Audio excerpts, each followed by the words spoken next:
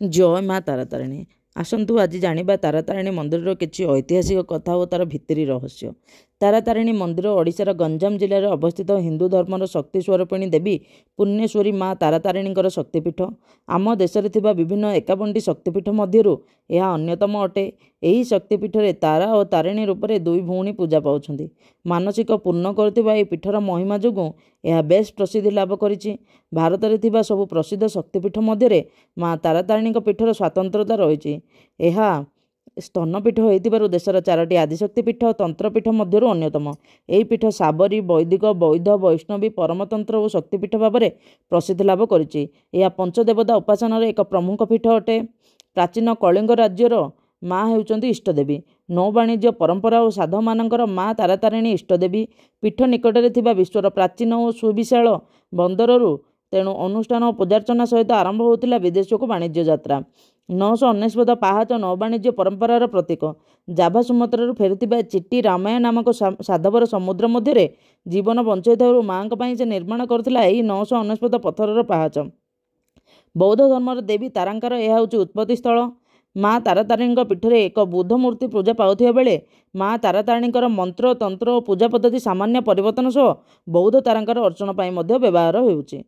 किंबदंती अनुसार जेतेबेले दक्ष प्रजापति यज्ञ माँ सती झास देइथिले तांकर दग्धीभूत शरीर को भगवान शिव धरी पागल प्राय बुलुथिले। सेही समय विष्णु को सुदर्शन चक्र माँ का शरीर को खंड विखंडित कर देइथिले। सेही समय माँकर बक्षज द्वय तारातारिणी पीठरे पड़िथिला। तेणु सतींग बक्षजरू तारातारिणी भौणी द्वय सृष्टि होइतिले बोली विश्वास अछि। माँ तारातारिणी ब्रह्मर्षि वशिष्ठଙ୍କ इष्टदेवी। थरे वशिष्ठ एक अभिप्सा पूरण पर देवीद्वय को आवाहन कले, हेले देवीद्वय एप्रति उदासीनता देखेले। फल ब्रह्मर्षि रुष्ट होई देवीद्वय को अपूजा रहिबा को अभिशाप देले। किंतु देवीद्वय एथिपाई अनुताप करिबारु वशिष्ठ शांत हेले एवं कहिले, कलिजुगर मध्यभागे तांकर ज्येष्ठ भग्नी ऋषिकुल्या नदी तीर मोर मानस पुत्र बसु प्रहराज घरे तुम्हें दुहें किछि दिन लालित पालित हेबा परे तारातारिणी पर्वतर शीर्ष देश में पूजा पाइब और शापमुक्त हेब। सेते दिन पर्यंत माँ लक्ष्मी चक्षुकोण रही शिवंक निकट में निजको तल्लीन करने को उपदेश देले। त्रेताया जुगरे महिरावण राम लक्ष्मण अपहरण करी माँ काली पाखरे बलि देवार संवाद शुणी अशोक वन में बंदिनी थिबा सीतामाता कांदिले। सेही समय तांका आखिरु झरू पड़ुथिबा लुहरु विभिन्न आयुधरे सज्जित अपूर्व सौंदर्य पूर्ण 2 जण देवी जात होई शापमुक्त हेले एवं सीतांक सेवा करिया पई इच्छा प्रकट कले। सीतांक आदेशरे हनुमानंक सहित मिसी देवीद्वय निज अंगरु कात्यायनी और जगिनी गण को सृष्टि करी महिरावण को वध कले। सेठारु फेरी माता सीता को विदाय पाई अनुमति मागिबा समय सीता से दुही को ऋषिकुल्या तीर अगस्त्य मुनि आश्रम निकट प्रभु श्रीराम प्रतिष्ठा करथिबा पंचानन एवं तुम्बेश्वरंक लिंग थिबा तारकाक्ष महिगिरी अथवा तारातारिणी पर्वत चूड़ादेश गोपन रहिबाकु निर्देश देले और कलिजुग पर्यंत अपेक्षा करिया परामर्श देइथिले। गंजामर आठगड़ अंतर्गत वीर जगन्नाथ शासन रे कुमारी नामक छोट गाँव रे एक मध्यवित्त परिवार बसु प्रहराज नाम एक महाज्ञानी और तांत्रिक थिले। से निसंतान थिले, तेणु से 2टी कन्या संतान आनी लालन पालन करथिले। सेही 2 रूपसी कन्या लालन पालन रे बसु प्रहराज कौनसी अवहेला करनथिले। दिने से झील 2 हठात समस्त अज्ञात सारे गृहत्याग कले और बाटरे कौनसी काचर ठारू चूड़ी किणी पिंधिथिले एवं बसु प्रहराज ठारू प्राप्य नहीं जिया पाई कहिथिले। प्रहराज बहुत खोजाखोजी कले मध्य निराश हेबाकु पड़िला। किछि दिन उतारू स्वप्न देवीद्वय दर्शन देई सबु किछि कही वर्णना कले।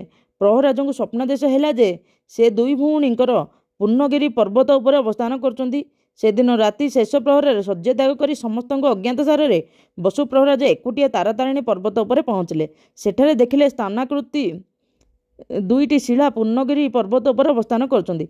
बसु प्रहराज माँ का महिमा जानिया परे 2टी विग्रह प्रतिष्ठा करी तंत्र साधन द्वारा से प्राण प्रतिष्ठा कले। यापर विशिष्ट कारीगर को डकाई विधि अनुसार अक्षय तृतीया दिन मंदिर निर्माण पाई शुभारंभ करथिले। से 2 मूर्ति अधुना तारा और तारिणी नाम विख्यात। पुराण शास्त्र मतरे पूर्णगिरी पर्वत बहु प्राचीन काल एक प्रसिद्ध तंत्रपीठ थिला। सबुज बनानी भितर यही जनशून्य स्थानटी तंत्र साधना पाई प्रकृष्ट स्थान थिला। ଏହା ତନ୍ତ୍ରଶୋଧନ ପୀଠ ଥିଲା ବୋଲି ପ୍ରମାଣିତ କରେ। ବର୍ତ୍ତମାନ ମନ୍ଦିର ଦେହରେ ଦେବୀଙ୍କ 10 ମହାବେଦ୍ୟ ତଥା ଷୋଡ଼ଶୀ, ବଗଳା, ଛିନ୍ନମସ୍ତା, ଧୂମାବତୀ, ମାତଙ୍ଗୀ, କମଳା, ଭୁବନେଶ୍ୱରୀ, ଭୈରବୀ ଓ କାଳୀଙ୍କର ପ୍ରସ୍ତର ମୂର୍ତ୍ତି ଅଛି। ମାଙ୍କର ବିଭିନ୍ନ ପୂଜାବିଧି ମଧ୍ୟ ଅଛି। ଯେମିତି ପୂଜାର୍ଚ୍ଚନା ହୁଏ, ମାନେ ବାଳ ଧୂପ, ଶଙ୍ଖୁଡ଼ି ଏସବୁ ପୂଜାର୍ଚ୍ଚନା ହୁଏ। ଆଉ ଅନ୍ନଭୋଗ ମଧ୍ୟ ହୁଏ। ମାଙ୍କର 2ଟା ବେଳେ ପହଡ଼ି ପଢ଼େ। ତାପରେ ନିଃସନ୍ତାନ ଥିବା ବ୍ୟକ୍ତି ଓ ରୋଗଗ୍ରସ୍ତ ଶିଶୁର ଆରୋଗ୍ୟ କାମନା ପାଇଁ ବାପା ମା' ମାନେ ସନ୍ତାନର ପ୍ରଥମ କେଶ ମା'ଙ୍କଠାରେ ମଣ୍ଡନ କରିବା ପାଇଁ ବିଶେଷ ମାନସିକ କରନ୍ତି। ମାନସିକ ପୂରଣ ହେବରେ ଏଠାରେ ବିଶେଷ ଚୈତ୍ର ମଙ୍ଗଳବାର ପାଇଁ ପ୍ରବଳ ଭିଡ଼ ହୋଇଥାଏ। ଆଉ ସଂକ୍ରାନ୍ତି, ଚୈତ୍ର ମଙ୍ଗଳବାର ଏ ସମୟରେ ମା'ଙ୍କର ପୂଜାର୍ଚ୍ଚନା ଓ ପୀଠ ସବୁବେଳେ ସରଗରମ ହୋଇକି ରହିଥାଏ। ପ୍ରତି ମଙ୍ଗଳବାର ମା'ଙ୍କର ବିଶିଷ୍ଟ ପୂଜାର୍ଚ୍ଚନା ହୁଏ। ଆପଣଙ୍କୁ ଯଦି ମୋ ତଥ୍ୟ ଭଲ ଲାଗିଲା ନିଶ୍ଚିତ ଭାବରେ ଲାଇକ୍, ସେୟାର ଆଣ୍ଡ ସବସ୍କ୍ରାଇବ୍ କରିଦେବେ। କମେଣ୍ଟରେ ଜୟ ମା ତାରାତାରିଣୀ ବୋଲି କମେଣ୍ଟ କରିଦେବେ।